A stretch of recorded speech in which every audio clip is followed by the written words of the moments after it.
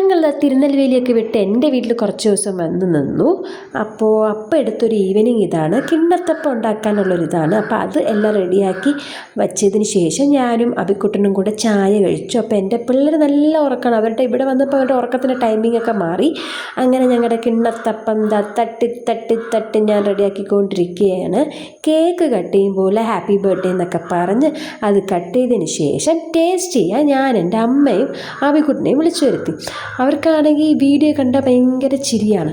അങ്ങനെ ടേസ്റ്റ് ചെയ്തപ്പോൾ അബിക്കുട്ടൻ പറഞ്ഞു ജീരകം കൂടിപ്പോയി. അമ്മ പിന്നെ മധുരപ്രിയാണ്, അപ്പോൾ എത്ര മധുരം ഇട്ടാലും അമ്മയ്ക്ക് തികയത്തില്ല. അപ്പോൾ അമ്മയ്ക്ക് മധുരം കുറഞ്ഞു പോയി. ഇങ്ങനെയൊക്കെയാണ്. എന്നാൽ ഓവറോൾ കിണ്ണത്തപ്പം സൂപ്പറാണ്. അപ്പം അതൊക്കെ കഴിഞ്ഞതിന് ശേഷം നമ്മുടെ അബിക്കുട്ടൻ ഫുട്ബോൾ കളിച്ചുകൊണ്ടിരിക്കുകയായിരുന്നു. പിള്ളേർ ഉറക്കമാണല്ലോ.